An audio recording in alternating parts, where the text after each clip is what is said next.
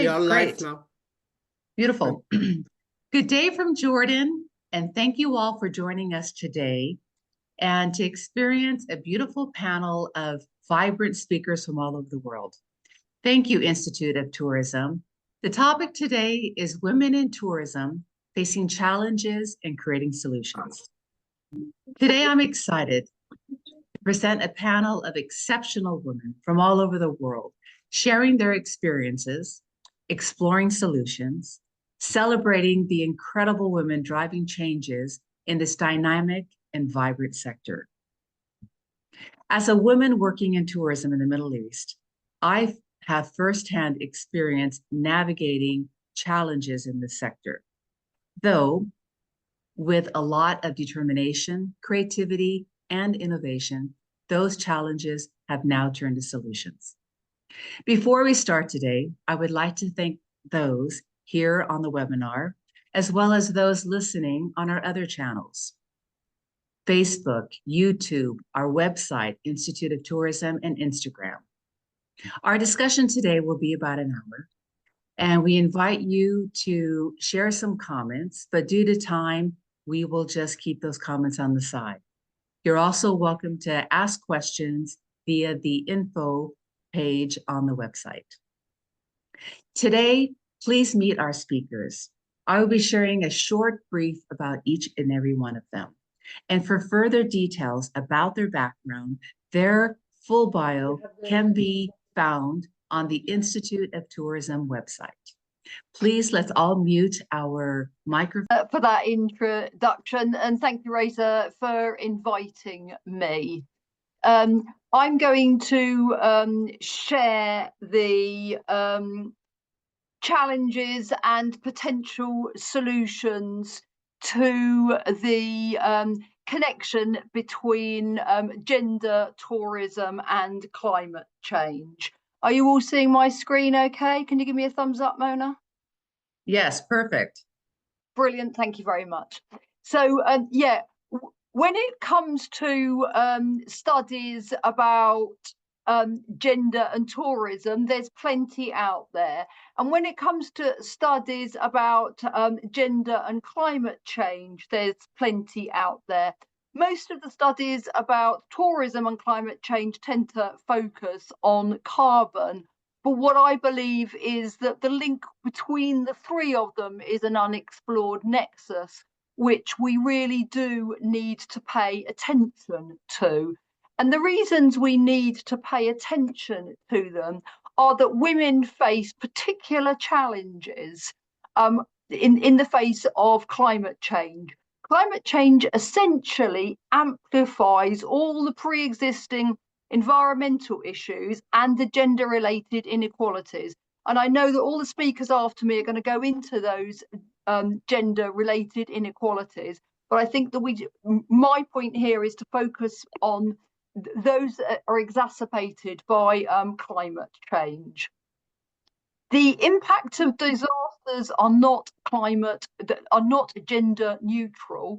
We do know that women, particularly in the less economically developed countries in the world, and rural women face far greater impact than the city dwellers of the modernized world.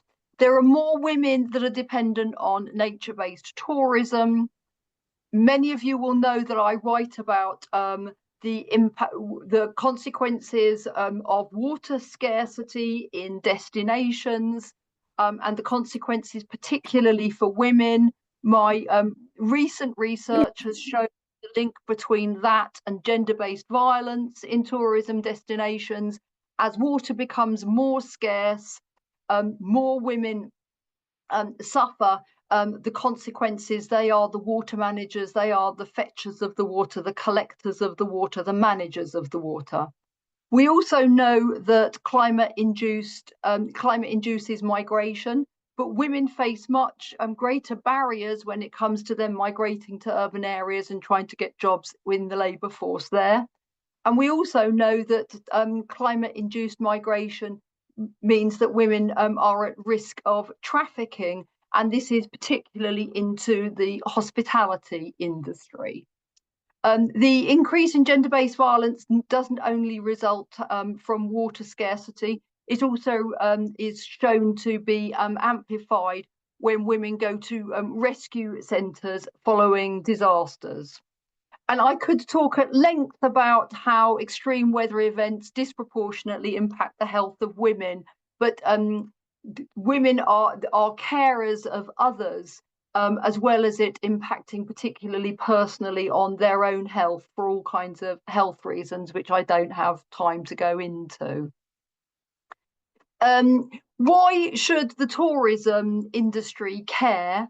Well, economic disruptions to women affect entire communities. So if you don't care about the women, just care about the men that will be affected, okay? Because they will necessarily. And you should really think about it just from the point of view of gender rights are human rights, and more than half the world are women. So, you know, to ignore these problems is to ignore half the world.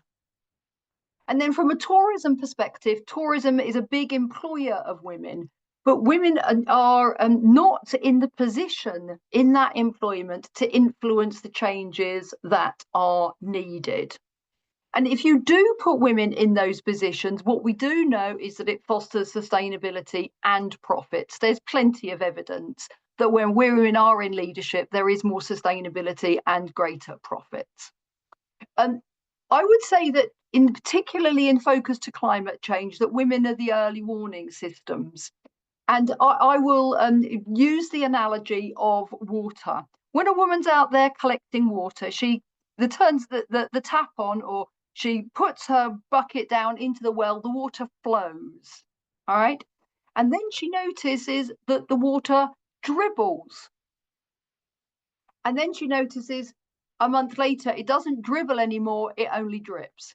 She is the one that is observing the climate change, but she is the one who hasn't got the voice or the power to make the necessary changes to be put in place. And if we think about conservation initiatives, which are there to protect biodiversity and natural resources, these are predominantly led and controlled by men, and they are missing the wisdom of women. Even if you go to the most gender equal countries, such as Norway, there is shown to be systemic differences in the leadership of conservation organisations. We know there's a pay gap in tourism, about 15%.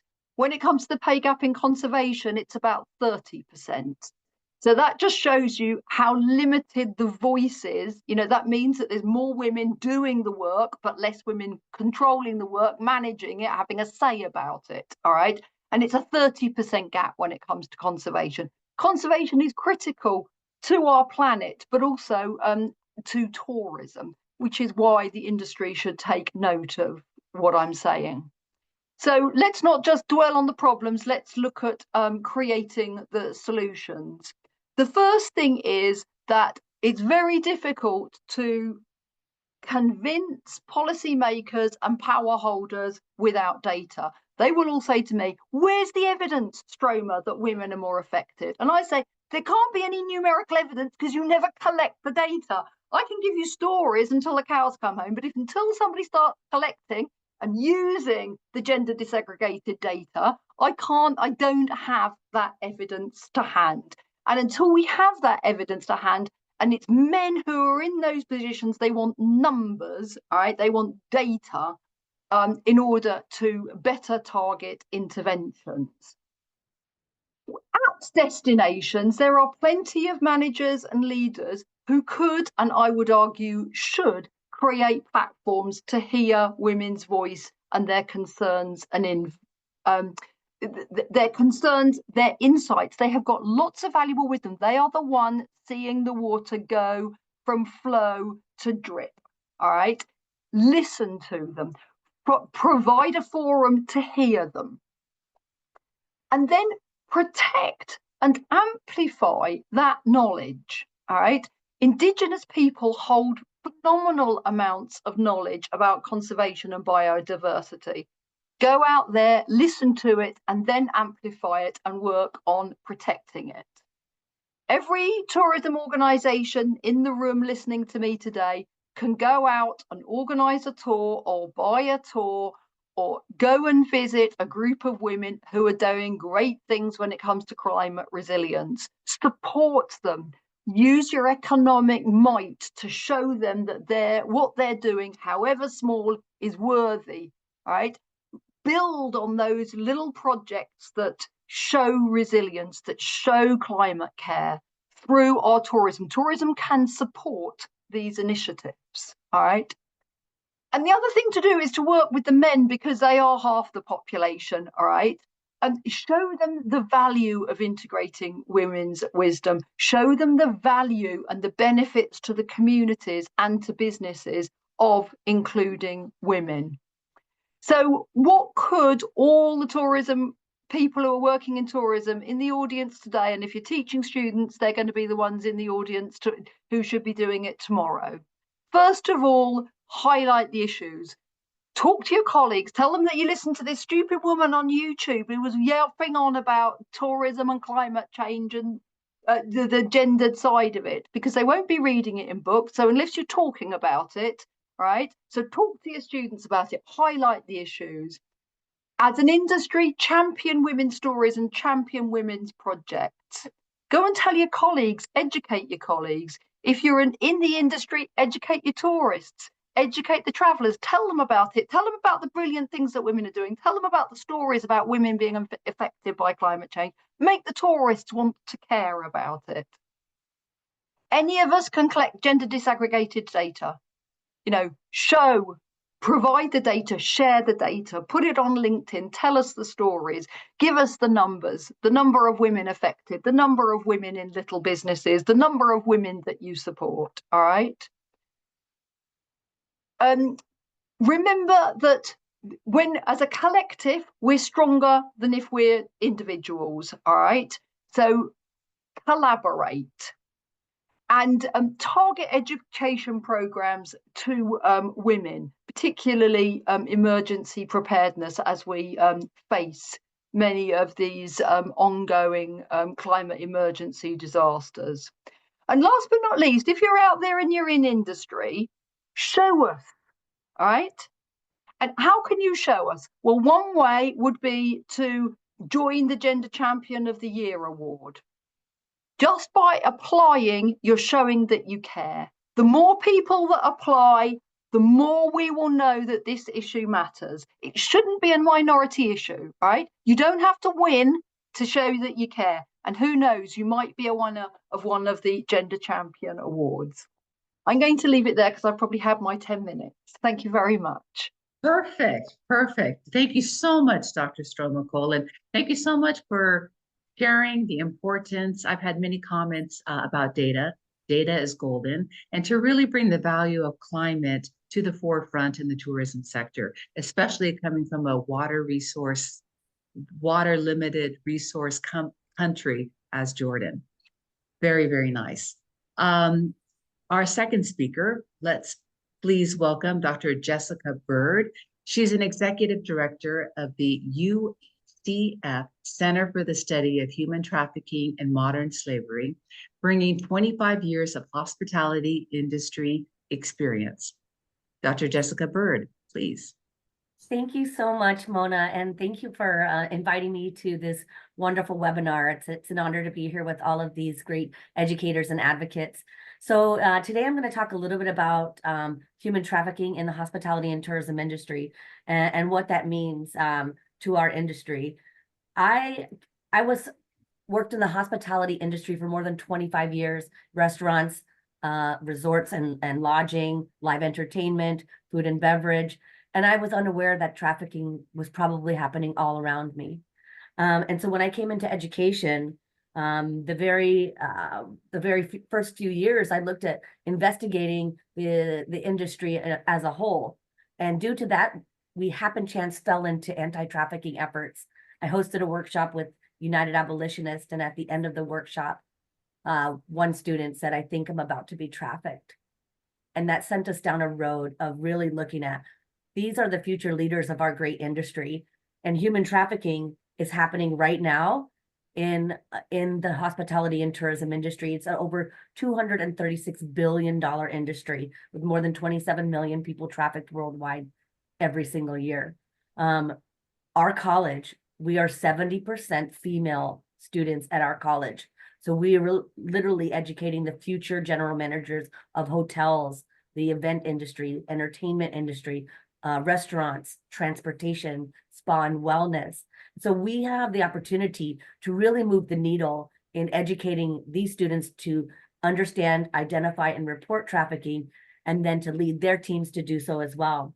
Right now, in Central Florida, where we're located at the University of Central Florida, 46% of sex trafficking is familial within the area, and victims are trafficked within 8 miles. The tourism industry is a very large industry. We have more than 74 million people that visit Central Florida and Orlando every single year. So we have a duty to educate all of the workers in the tourism industry to be able to identify and report that trafficking. Right now, currently, Florida is ranked number 3 on reported calls to the National Human Trafficking Hotline. And so we're looking to advocate and advance all anti-trafficking efforts. Currently, Facebook, Instagram, and Snapchat are the #1 recruitment to groom young people for trafficking. And mobile payments make this really easy for law enforcement to track. There's a lot of digital currency within Cash App, Venmo, Zelle, and cryptocurrency. So it's harder to track on the traffickers within in the trafficking.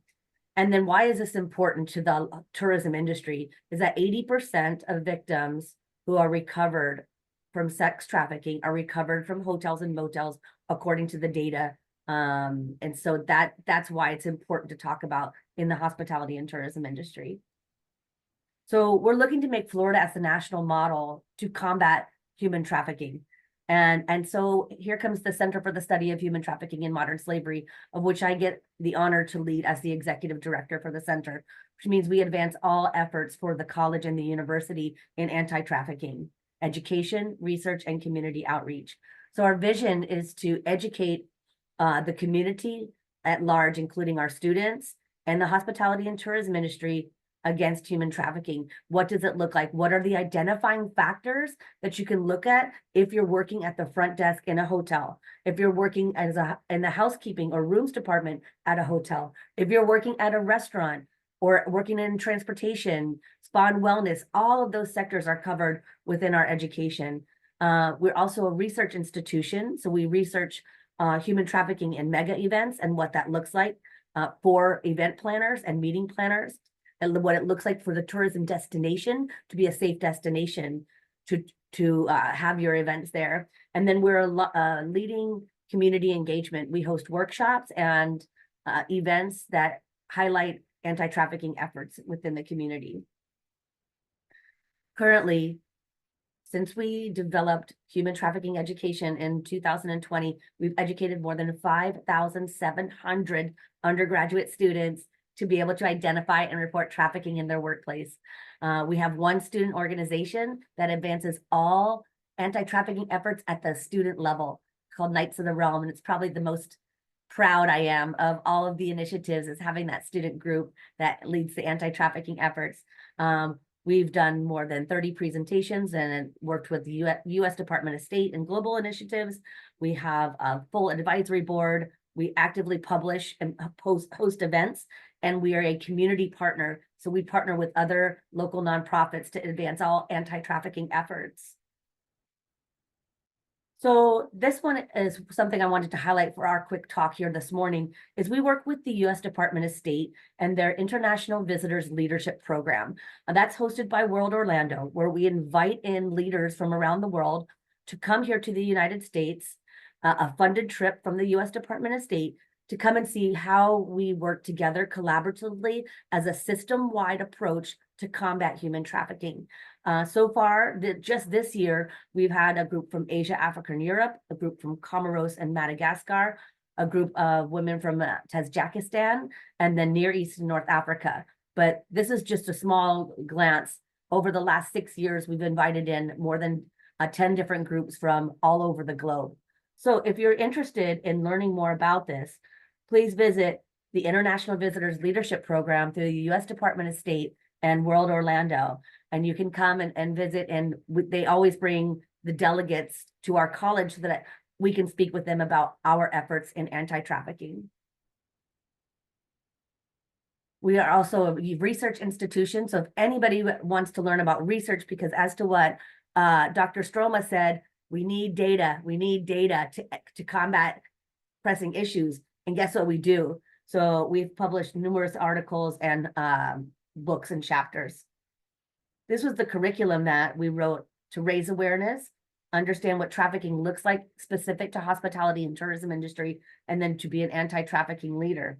And what we found through that was the data after we surveyed the students once they had completed the education. Do you feel this training prepared you to identify and report trafficking in your workplace? 87% said yes. And then will you report if you do identify trafficking? 92% said yes.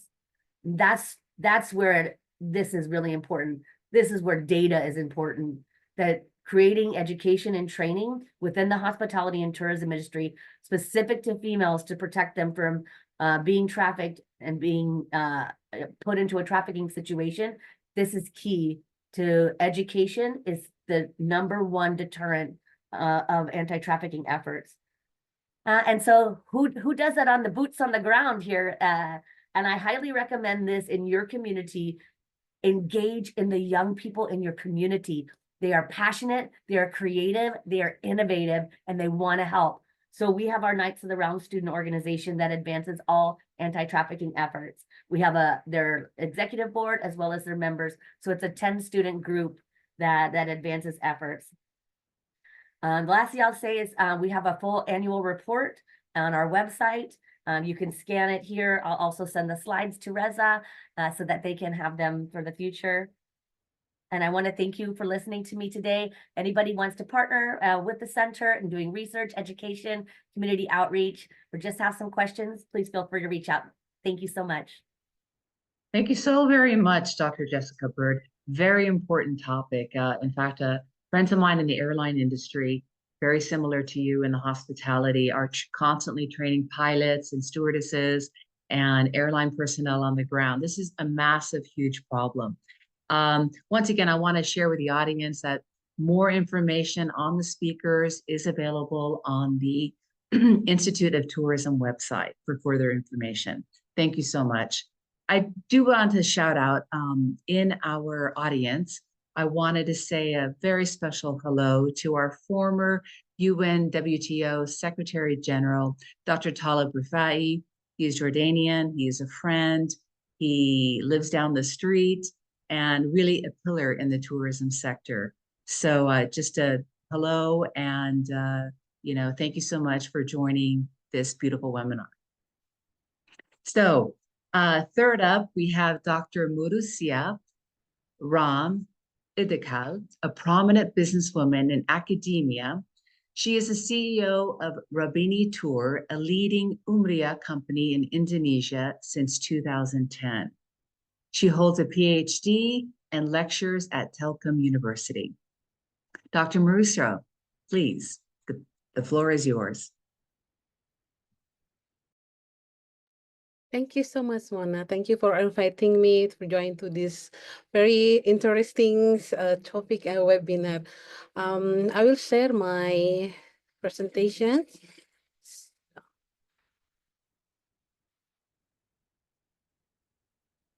Anyone can see my presentation?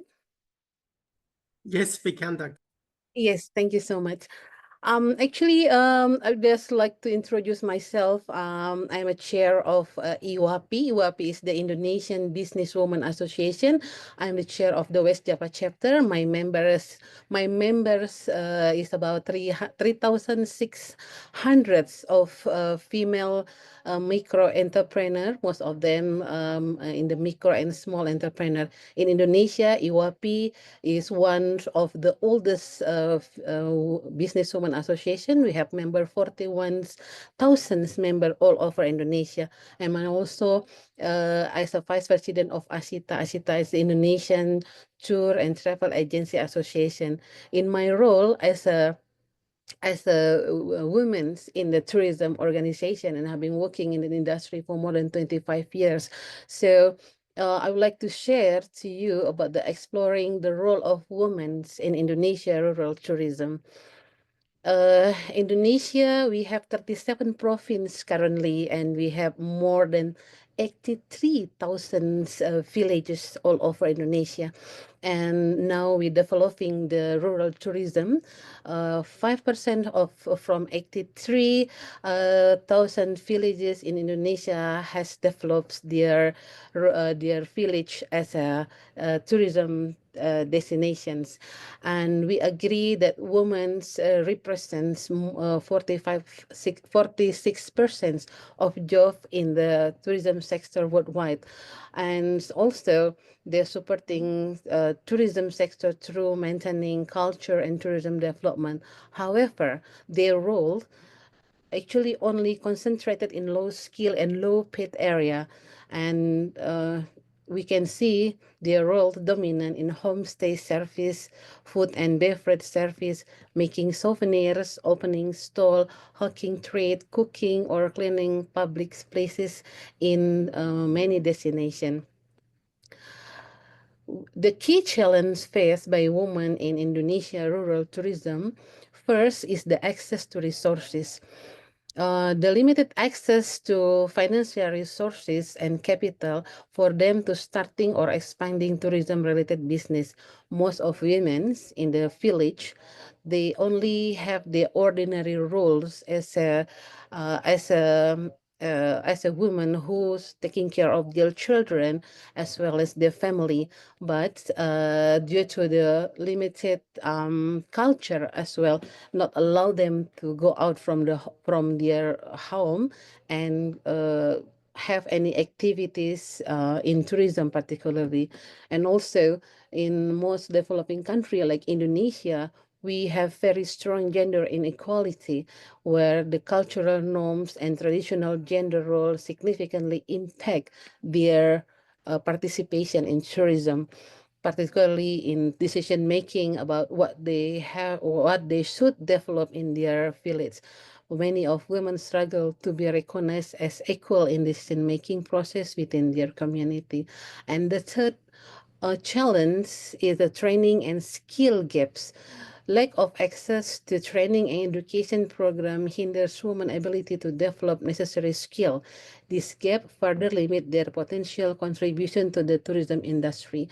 In Indonesia, we recognize that half of the villages in Indonesia don't have good access, either in transportation access or any access for the government to reach them, particularly in the remote area. So this is become a key challenge where the tourists looking for the nature destination, the tourists looking for something very unique, which is actually they can get it with in the destination in the remote area. The problem was the destination in the remote area do not really have support of human resources, including women. And what the Indonesian government and the NGO or organization like us, we try to empowering women in Indonesia rural tourism. Our organization, IWAPI, we have a chapter from the provincial and then local government or regency government and in the village. So our organizations help the women in particularly in the rural area to deliver them some program like capacity building, where we can give them the training program focused on enhancing skill in hospitality, marketing, and financial management. And also we offer them a networking opportunity because IWAPI has has a chapter in every province, local government, and village. So it will easy for us to develop the networking opportunity. We also develop a website where every chapter and member can we collect all the information about the every chapter in the website and share the information and business opportunity amongst the members. Education initiative also provide the networking opportunities for women, enhancing their visibility in the tourism sector, and successful connection can lead to collaboration and partnership. And leadership development. The program fostering leadership are crucial for women participating in decision making. Women trained in leadership role have reported a 35% increase in confidence in voicing their opinion. And I also would like to share about the role of government and NGO in support policy initiative. Indonesian government has launched policy to support women participating in tourism, providing grants and promoting gender equality in leadership position. Another policy launch is the village law, where the village law is the latest decentralization policy from Indonesian government, where Indonesian government decentralized direct from national government to the village. So village has more power, has more authority, and also they can have more finance in order to develop their rural development, including tourism development. And in the law also promote the community engagement, where the law mentioned that as the decentralization theory said, that the local people, the villagers know and what they want and what they need, what they actually understand about their local area. So the national government is no longer taking a decision about what they're going to develop. And NGO involvement one is important support in order to make the people or make the villager understand what they should do and what they should have a role in order to develop the tourism destination. And the last thing is the financial support.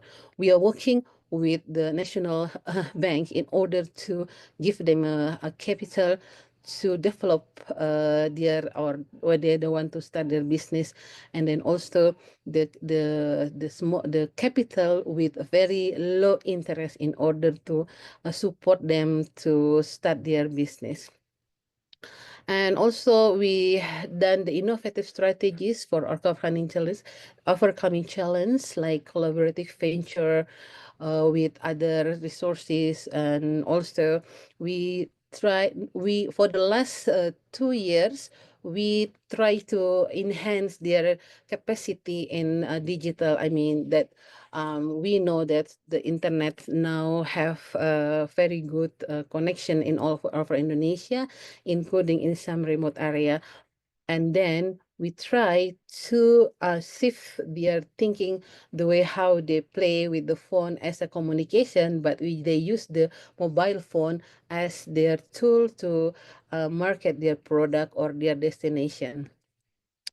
And we have very inspirational case studies in Englangran village, where Englangran village is one of the best tourism village from UNWTO in 2 or 3 years ago. We seen that how the people in Englangran village provide a space for women. Women, they give women more opportunity to involve in the tourism activities. Women can start their own business. The women can sell their products, their souvenir, and also they can open a spa for the tourists. So by having more opportunity and developing entrepreneurship for women in Englangran, most of women in Englangran have a maximum role in order to develop, and they also have voice in order what they want to what they want the fillets or government do in order to support them. And we know that the opportunity and for the future growth and development for women in rural tourism in Indonesia is grow, and we make sure that what our organization have done and what the government of Indonesia have done is can be continue. And for the conclusion, the future of women in Indonesia rural tourism, we need the continuous support from the government and Dr. organizations. Masroura, please, if it's possible to round up maybe 1 more minute or so. Yes, please. Thank you so Uh, much. Yeah, and also the second thing, encouraging innovation and vision for the inclusivity. Thank you so much. Thank you so much, Dr. Idijal. And very important that we reach out to the rural communities, which basically empowers the local communities and empowers the home-based businesses. So a very, very important topic to talk about, which resonates very well in the Middle East. Thank you. Next up, we have Dolores Samario. She is an international keynote speaker and a sustainable tourism marketing professional, renowned for her expertise in digital marketing and travel trends. Welcome, Dolores.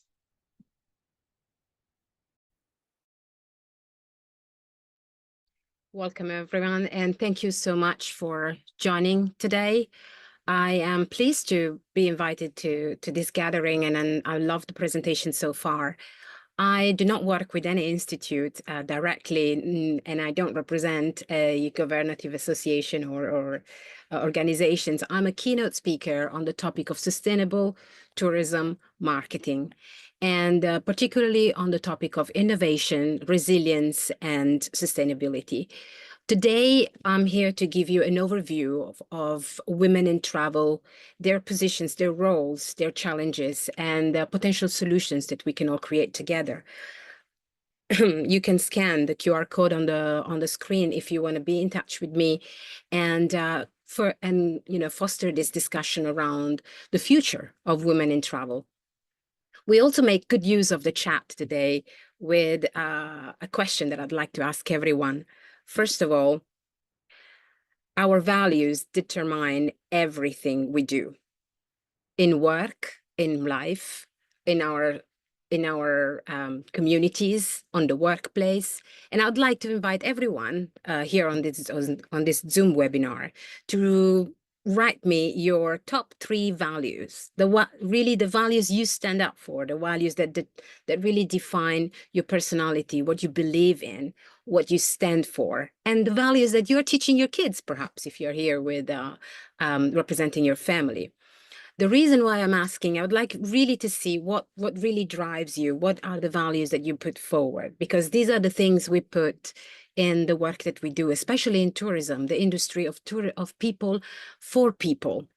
And if we don't start from our values, then we are starting from bare ground. I love to see all these comments in the chat: justice, self-determination, freedom, respect, peace, learning, humanity, justice.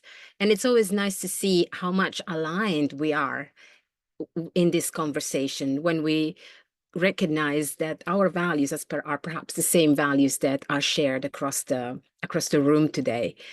Happy to share with you my values, which are truth, creativity, contribution, and resilience.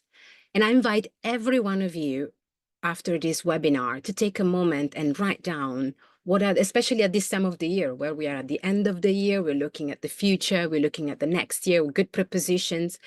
Review your values based on where you are at today in your life and where you want to be, especially in the conversation around the tourism industry. It's important because your values will determine the path that you will take in the future, especially as we build the tourism. Everybody talks about the future of travel and tourism, but the future is now. We're building it every day with every single step. And because we're building every day, I'd like to shine a light with the fact that people working, especially women working in tourism and travel, are not just managers of some sort. They are, first of all, citizens of their own countries. They are members of their own communities. They are family members. They are mothers. They are daughters. They are grandmothers. And when they start traveling, they become travelers. And when they become travelers, they move from place A to place B. They become someone's passenger in the travel in the transport industry, right? For example, airlines, trains, rentals, anything that really can move people. And once they're there, once they have arrived, they become explorers and tourists. So what I really would like everyone to focus on is, and to warn everyone, especially in the conversation of tourism, mass tourism, and increased tourism around the world, is to steer away from the definition of travelers, explorers, tourists, and to define them as consumers. The moment we define them as consumers, we immediately move away from that value system that we so much took into consideration at the beginning of the webinar today. To continue working in tourism and travel, upholding those values, will enable not only women working in travel, but also women travelers to have a positive experience and to really have a safe journey, whatever the world might take them. When we look at the value system that we all have, especially as women, the value system that we create at home is the same value system that then it's reflected in the way we work in the travel industry. And it's no wonder that most of the sustainability leadership roles in the tourism and travel industry, most of the doers of the entrepreneurial sphere in the tourism and travel industry are female role. So if we look at the value system that we have at home, according to the World Economic Forum, family, relationship, and financial security stand at the very beginning. When we look at this top 10, I won't go through all of them. We have limited time together. But when we look at them, we then no wonder recognize the same traits recognized into the value that we bring and translate into the travel industry as we progress, as we grow financially and as a society. So sustainability, reliability, accuracy of information, authenticity, these are the values that we recognize across the travel industry. These are the values that as tourism operator, we should uphold. And as travelers, we should seek and we should demand towards the travel industry. The reason ultimately is to create better tourism. And better tourism today is something that, as we're talking about women in travel, I want to shine a light on the other travel mindset, the mindset of women working in the travel industry. Why? Because women working in the travel industry have a better take and more effective, more visionary take on creative positive impact in the travel industry. I recognize as a global keynote speaker, women working across all spheres of the travel and tourism industry are concentrating on creating positive impact with the tourism jobs that they put forward. They are particularly gifted in creating authentic experiences, and they value, above all, inclusivity and equality. This is what looks like. This is what tourism looks like on the internet when we let the narrative of our tourism destination not be led by the values that we so much care about. And we become a number. We become the 15th top destination on the social media. We become a percentage. We become a trend. What we don't want to become is exactly that. So we want to make sure that the women in the tourism and travel industry are recognized as the true stewardess of experiential travel. We recognize that women in position of power across the spectrum of entrepreneurs, companies, organizations, and institutions value the experience of travel as opposed to the number. So we move away from being a number and we move closer to being a more value-based experiential travel system.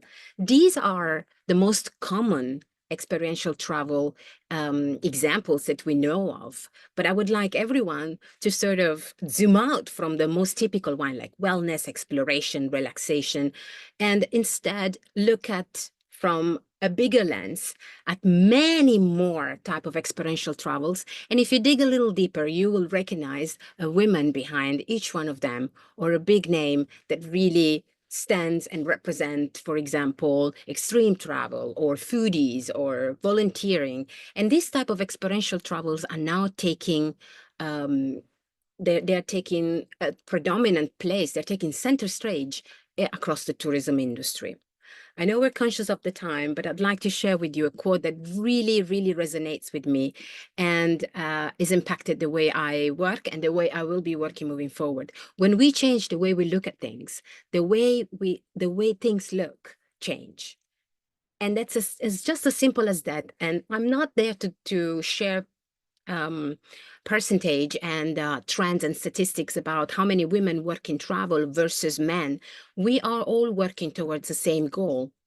And I believe in the travel industry, there are weaknesses in gender equality, and perhaps the ones that I've recognized across the many forums that I joined as a keynote speaker are underrepresented roles in leadership, gender pay gap, access to tool and resources, and work-life balance. Work-life balance, I believe, is probably the most talked about it. I'd like to focus on the access to tools and resources. In many cases, we claim that women do not have the roles and the position of power of leadership or recognition across the tourism industry.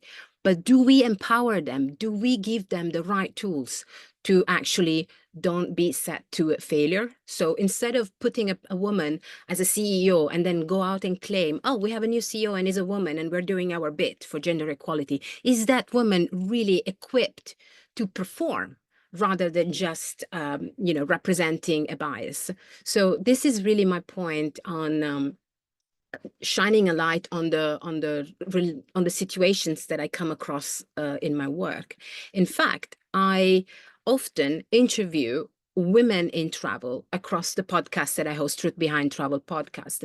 And I invite everyone in this forum that wants to share their story to get in touch and really come forward. And if you have a story to tell, this is the kind of platform that I'd love to hear women in travel stories moving forward. It's an open platform and happy to shine a light anytime. I believe I am on my presentation. Thank you so much for the opportunity. I really appreciate it. And I love that everyone shared the values in the chat. Thank you so much. Thank you so much, Dolores. There was a lot of engagement. Thank you so much, everybody, for contributing. That means so much to a speaker. And I really wanted to thank you for all of us to sit back and reflect. It is the end of the year. We're all trying to plan for next year. We're always recapping what we can do better. But one thing I want to take away with your presentation is that words matter. So, thank you so much for really identifying good values and good words. Next, a dynamic speaker is coming up. We have Ms. Stephanie Jones. She is a recognized thought leader and consultant in Black cultural heritage tourism, champion diversity, equity, and inclusion. Stephanie comes to us from the United States of America. Welcome, Stephanie. Thank you so much for having me. Hello, everyone. It's an honor to join this distinguished group of women leaders to speak before you today as a Black woman CEO in tourism.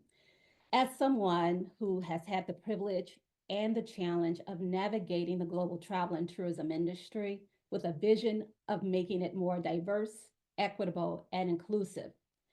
My journey has been one of resilience, innovation, and intentional disruption. And today I want to talk about the challenges as we face as women in tourism, especially as women of color, and how we can create the solutions needed to reshape this industry into one that reflects the richness of the world that we all serve. So when I first entered the travel and tourism space, I knew the odds were stacked against me. As a Black woman, I quickly learned that my ideas, no matter how innovative, weren't always taken seriously.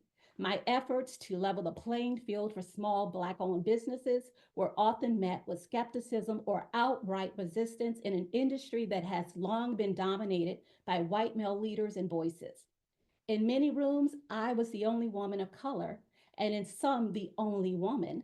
And I've been told directly and indirectly that I was too ambitious, that the industry wasn't ready for the changes I was advocating for, or that my ideas simply weren't scalable. But those dismissals never stopped me.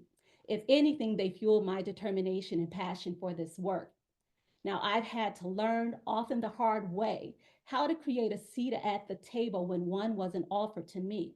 And when I built my own table, I made sure to bring others with me, because our success as women in this industry isn't just about our individual achievements, it's about creating opportunities for others to thrive. The challenges we face as women in tourism are systemic. They're rooted in the structures of power that have long excluded diverse voices and perpetuated inequities.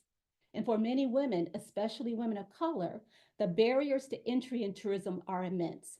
Whether it's access to funding, networks, or market visibility, we're often left competing on an uneven playing field. And in an industry that prides itself on showcasing global cultures, it's ironic how underrepresented women of color are in leadership roles. Now, according to the UNWTO's Global Report on Women in Tourism, women held 54% of jobs in this sector as of 2019, yet they hold fewer than 8% of executive positions in tourism globally. Alarmingly, Black women hold less than 1% of executive positions, according to a 2022 Castell Project study. Now, our perspectives are either undervalued or tokenized rather than being integrated into decision-making processes that shape the future of our industry.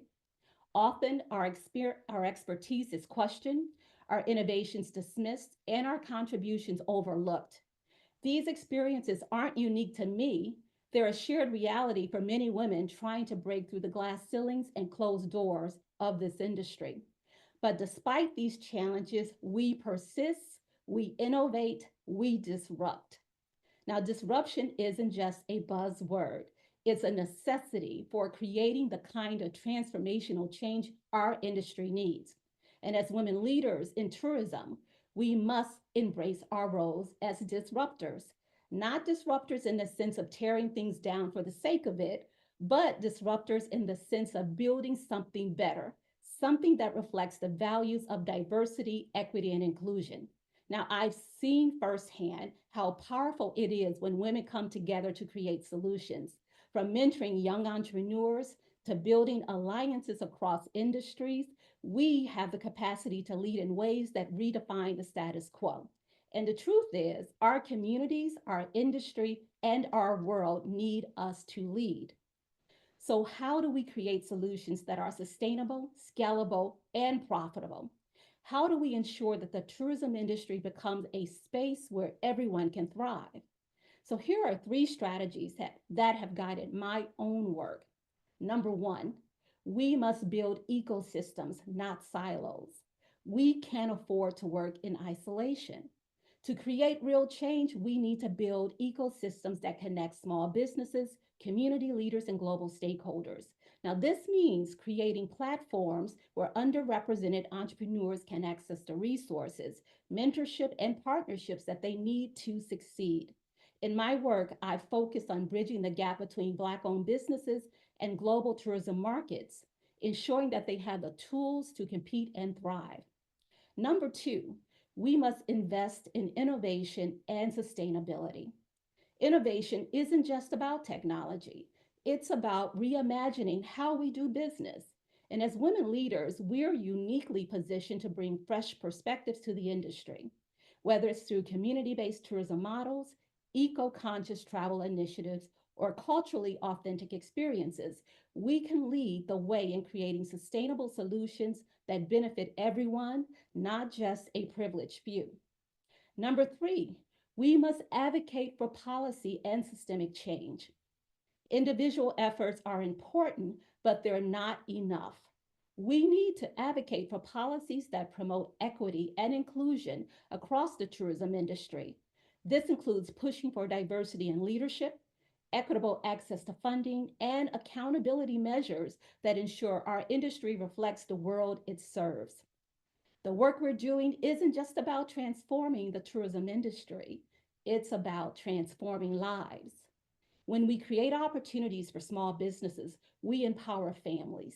When we prioritize equity, we uplift communities. And when we lead with purpose, we inspire the next generation of women to dream bigger and aim higher. Now, I've seen impact in action. I've seen Black-owned tour operators grow from struggling startups to thriving enterprises. I've seen women-led businesses redefine what it means to deliver authentic, meaningful travel experiences.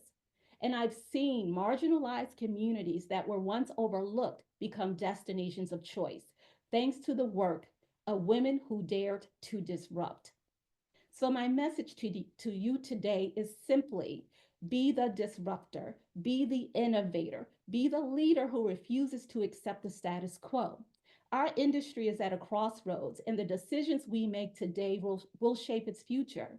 And as women in tourism, we have the power to create solutions that make our industry more inclusive, equitable, and sustainable.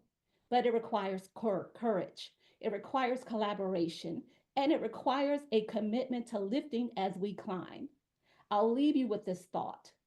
Tourism has the power to connect people, to break down barriers, and to build bridges between cultures.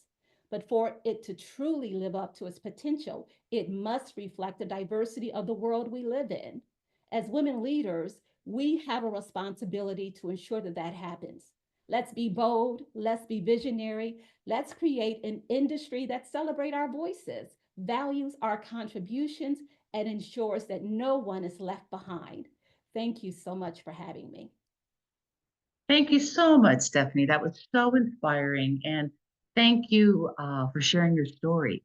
I don't know about you guys in the audience, but I wrote your 3 steps down, and these are easy wins and can be applied to all of us amongst cross industries. So thank you so much for sharing your courage. I love it. Next, we have Abir Abu Saluman. Is she with us? Yes, Not hello. too. Hi, Abir, Kifik. Hi. All right. Andy. Miss Abir is from Saudi Arabia. She is a tourism expert, and she is the first Saudi female licensed tour guide. She speaks 3 languages, and she's coming to us today from Jeddah, Saudi Arabia. Welcome, Abir. Hello, how are you? I really enjoyed all the presentations. They're amazing. Sorry, mine is not working, but I know what I wrote. So maybe we have less issues in Saudi Arabia because tourism is a new domain. We just started in 2017. We had the vision.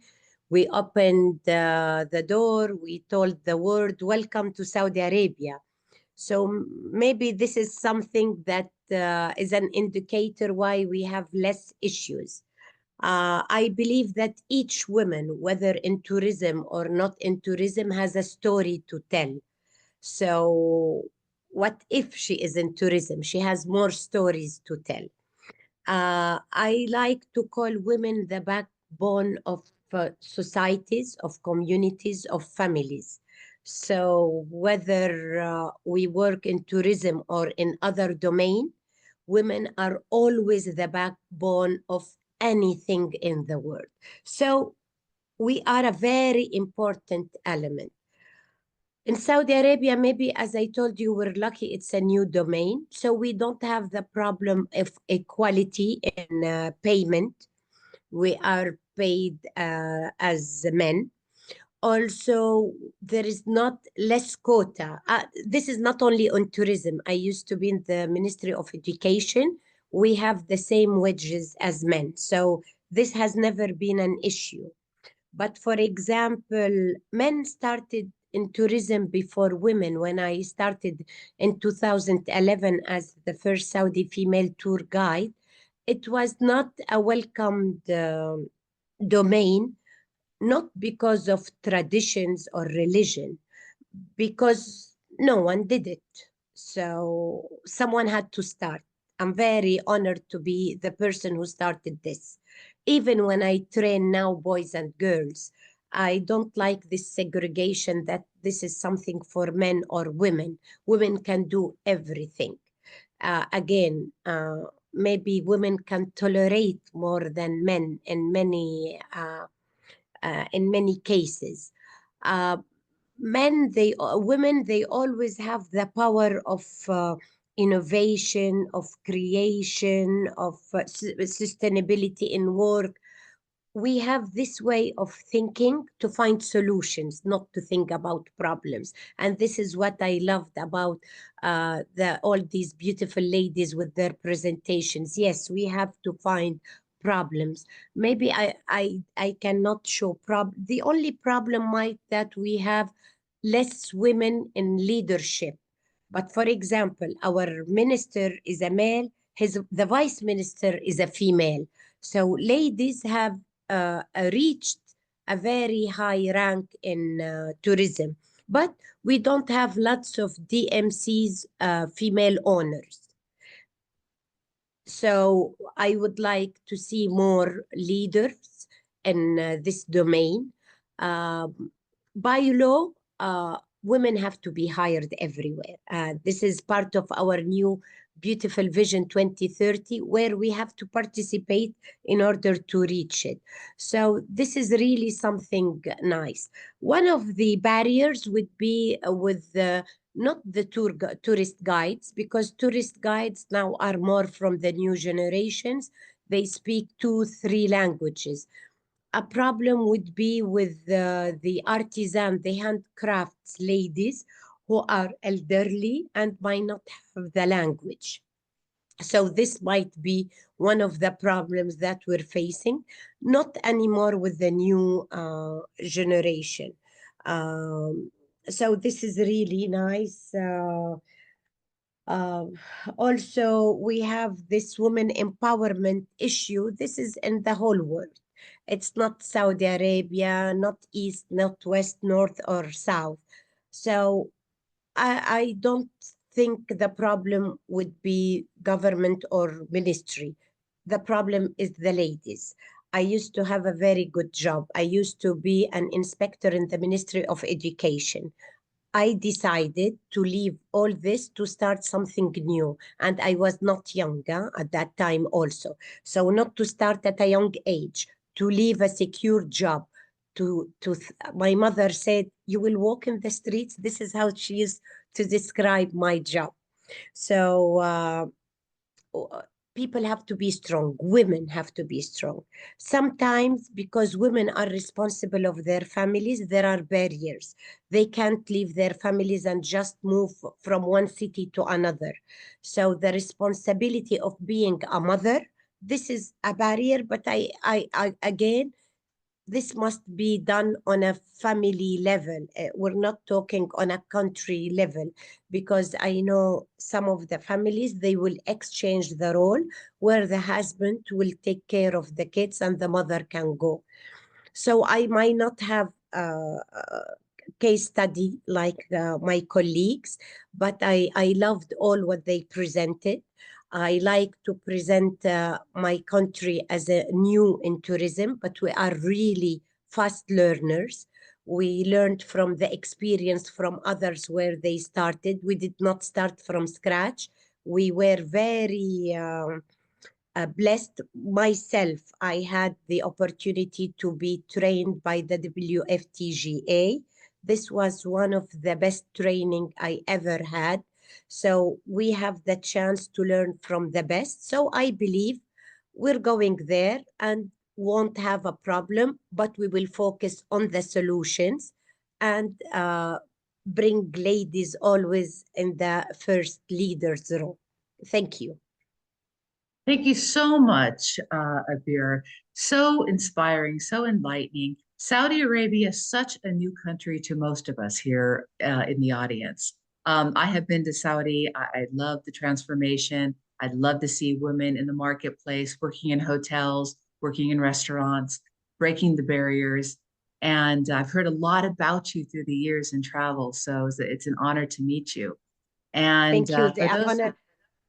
I'd like to add one more thing, that the Ministry of Tourism, by law, all the frontliners in tourism must be Saudi. And this is something to encourage people, because as I've said previously, it's a new domain. So to encourage the new generation, it's a métier reserved for Saudi. And welcome all of you to Saudi Arabia. It would be an honor to be your tour guide. great, thank you so much. And once again, careful what you wish for. All the speakers' bios are on the Institute of Tourism website. Feel free to research a little bit more on each speaker and reach out and get in contact. So we are wrapping things up. Our last speaker of the day, but we will continue on for questions and answers and engagement if you like. We have Ms. Tricia Barnett, co-founder of Equality in Tourism alongside Dr. Stroma Cole. She's a pioneer in promoting women's equality and opportunities within the tourism industry. Tricia Barnett, the floor is yours. Welcome. Thank you so much. Let me get...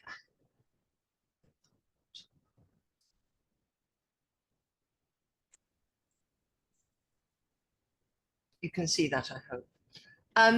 Thank you very, very much for inviting me, and I'm delighted to be here. The talks have been absolutely fantastic, and they link very much into some of the things I'd like to share with you today.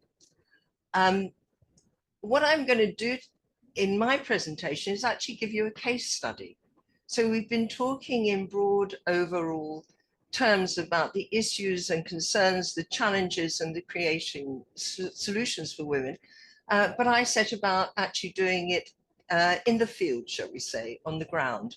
Once upon a time, after setting up Equality in Tourism, I realized that we faced huge obstacles in trying to get the tourism industry really to adopt and accept the idea of women's equality in tourism. Dr. Jessica and Stephanie Jones, they've talked about patriarchy and all these sort of issues. Well, we confronted it on the ground with men running the tourism industry who had absolutely no need and no desire to bring about change and think about equality in women. So I went off to Tanzania and I tried to put into practice a project which would empower local women to benefit from tourism, because local women, and all of us have seen this in the communities everywhere in the world, you see a huge amount of wealth side by side with sometimes considerable poverty. And I wanted to know how we might empower women through tourism. How can you empower women through tourism? This really should be empowering farming women through tourism rather than in tourism. So I went to Kilimanjaro, and Kilimanjaro is a hugely successful part of Tanzania, where many, many people come to climb the mountain and also to go on safari. And Kilimanjaro and Serengeti and Ngorongoro Crater are in the north of Tanzania and receive more tourists, more visitors than anywhere else in Tanzania, including Zanzibar. But all around is poverty. All around is poverty. And Dr. Mazura talked about the need for working together collectively to bring about change. And I recognize that if we could bring women together collectively, and particularly it is a rural area with women farmers are primarily women, how could they grow and produce produce that would supply the hospitality industry in a way that would bypass the dealers and which would enable them to earn genuinely fair incomes from what they were providing? What would need to happen for that to take place. My vision actually was not an original idea. It came from the Gambia, where such a project had already set up, but without the women being cooperatively working together. So I went to Tanzania and did a big recce, and in the course of that recce, met with a lot of people who were very interested, not least of all, the women farmers. And I joined in and became a partner with an organization called Quieko. So formed partnerships. Quieko is a women's organization dealing with women's legal issues. The fact that they don't often access their land rights, the fact that they have a lot of marital concerns and marital disputes, and the women are very, very disempowered in the whole region, very disempowered. And Quieko realized that women could also become empowered through entrepreneurship. So they're very keen to pick up on the idea that I presented to them, that we could empower women through tourism by training them and giving them the skills and the tools. We talked also previously about the need for tools, women to have tools. What tools would they need to be able to work together to provide the massive hospitality industry with produce? And we worked out that if we train the women to farm well, they didn't really know how to farm well. They were subsistence farmers, unable to save even $50 a week. If we train them to farm well, to understand farming as a business, if we train them on how to be entrepreneurs, if we train them in their rights as women, if we train them in women's empowerment, if we train them how to save money, and we train them to farm together cooperatively, could they provide the hospitality industry with first-class produce that had a quality and a consistency and quantity that the industry would accept? So that's what we set out to do.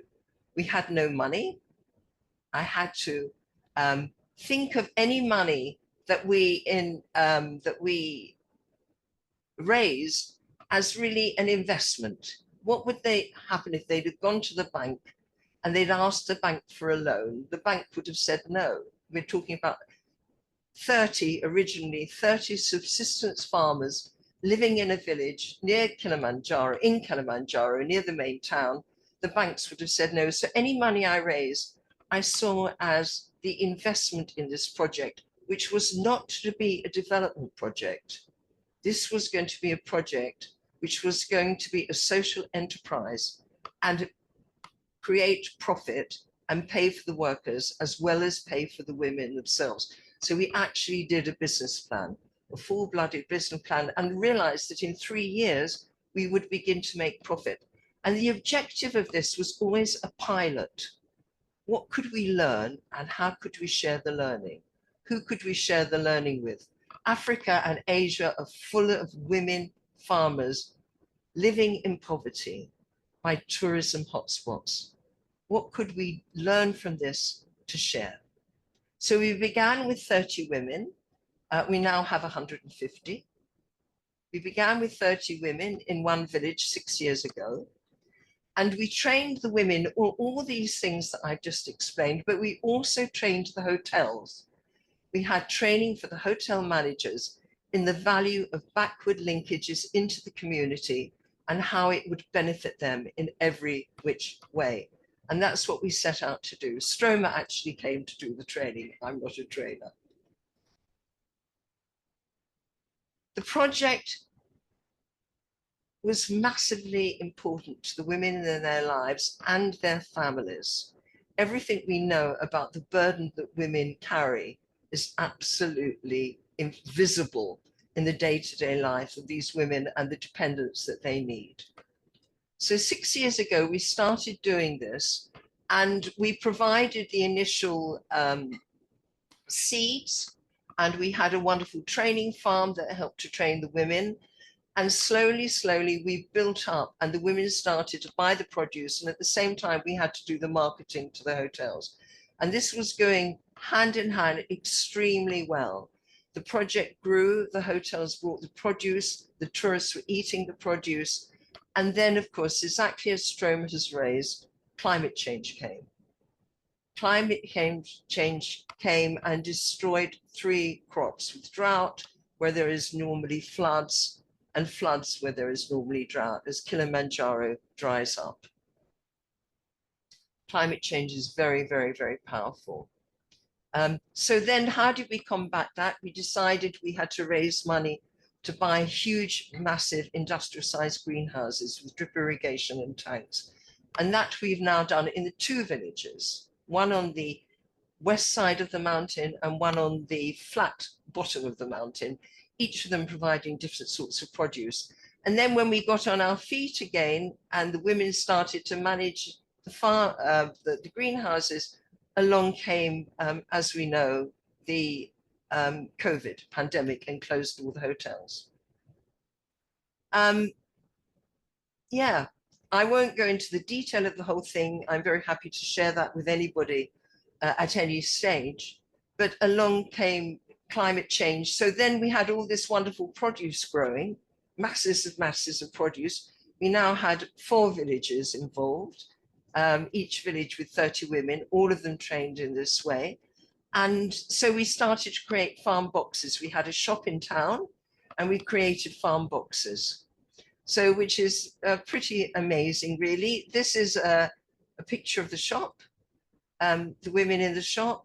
And this is some of the women here. And the farm boxes was being sold to very middle-class people in the town.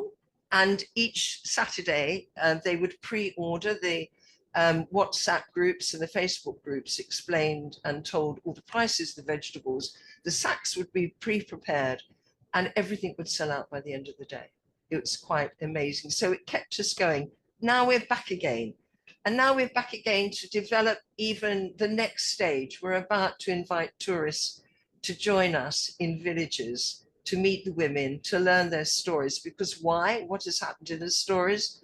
The women who couldn't save $50 a week are buying, and had maybe plots of 1/4 of an acre, are buying land, are walking tall. We worked with the most marginalized, poorest women in every village. They walk tall, they train other women, their children are going to school, some of them are going to university, they're building brick homes, they're building extra businesses. The success is beyond anything I could have dreamed, anything. Here we have a picture of Witness. Her husband is disabled. She is with Stuart, who's the project director, a great feminist, project manager. Here is Stuart with Witness. Witness, you can see, is in a shed.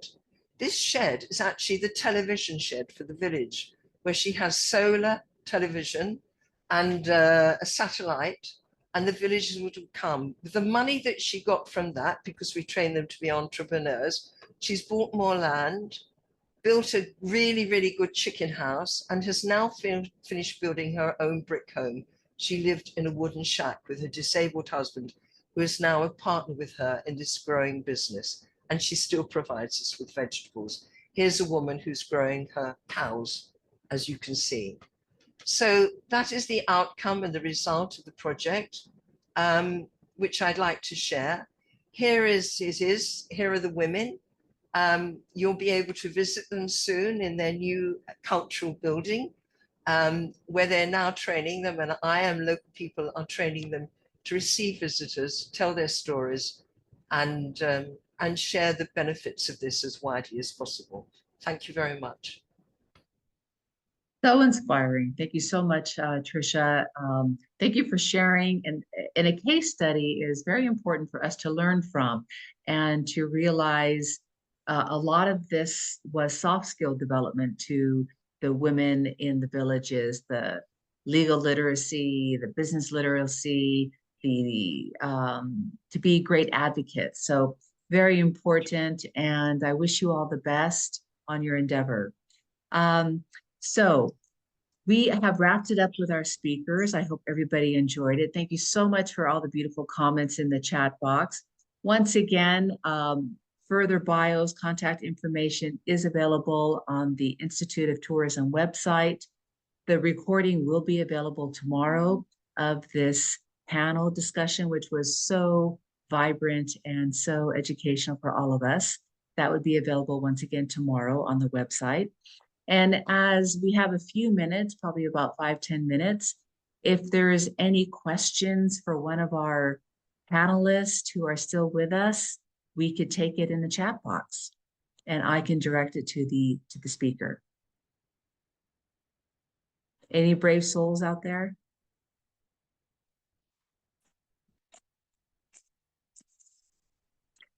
And once again, in the audience, we do have the former UNWTO Secretary General, Talib Rifai, a patriarch to tourism, a Jordanian, and one of the board members of Institute of Tourism. Maybe Well, some of the speakers want to add something. I don't know. How about you, Bridget? Dr. Bridget Trower, do you want to say something? You had to pick on me, didn't you, Lisa? I'm delighted actually to be here tonight. I first didn't think I would make it. It is really extraordinary, the stories and the insights being shared. I feel really honored to be here today. What really struck me, and it is also obviously the whole topic, as you can gather, and Risa knows that it's very close to my heart, professionally and also personally.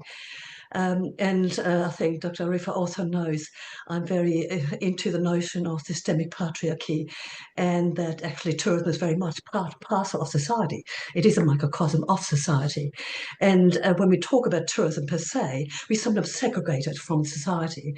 But various speakers brought out the fact that it is not separate, and that we always have to be conscious of that. So if we are doing changes or thinking about solutions within tourism, we have to look at the connection to society per se. And that is probably something that again stood out tonight in all the, well, tonight for me, it's almost midnight, past midnight, stood out for me tonight. And I'm very delighted to hear the different perspectives on that, whether it's climate change, whether it's economic, whether it's self-empowerment, etc. And we're talking about self-empowerment for women in society per se. And we have to look at different societies. And again, the example from Saudi Arabia was another beautiful example. There's so many stereotyping, so many myths happening. And, it's always, 50-50% of population, male, female, and everything in between. Now we have to bring all parties to the table, and we cannot just talk to one party and forget about the other. So I'm delighted to be here. Thank you very much for sharing all your insights. Thank you. That's my comment. Hello, everybody. I want to say something. Can I? Sure. Sure, please. Yeah.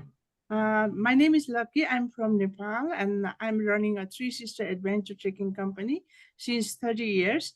And I'm so delighted to be on this forum.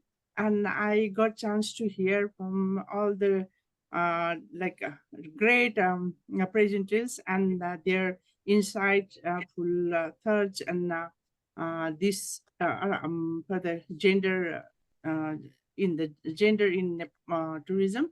It's a big issue for issue still in Nepal, and not only in Nepal, in tourism overall, because how it has been working to narrow down the a gap of gender through tourism.